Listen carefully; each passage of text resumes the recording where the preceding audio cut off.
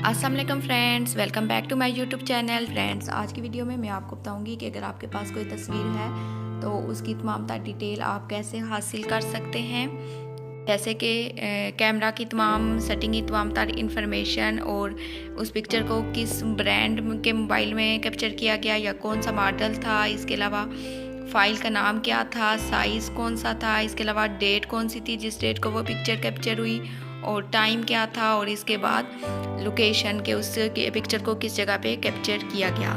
तो चलें आए स्टार्ट करते हैं। सबसे पहले आप गूगल को ओपन करें और सर्च बार में आप www.pixmap.com लिखें, और इसके अलावा इस वेबसाइट का लिंक मैं आपको डिस्क्रिप्शन में भी दे दूँगी।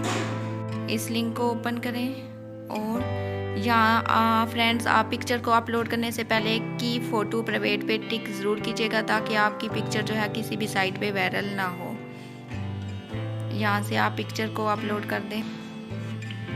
जब आपकी पिक्चर कंप्लीट अपलोड हो जाएगी तो आप उस पर क्लिक करें और यहाँ से मोर इन्फो पे क्लिक करें तो नीचे आपकी पिक्चर की तमाम तर डिटेल ओपन हो जाएगी।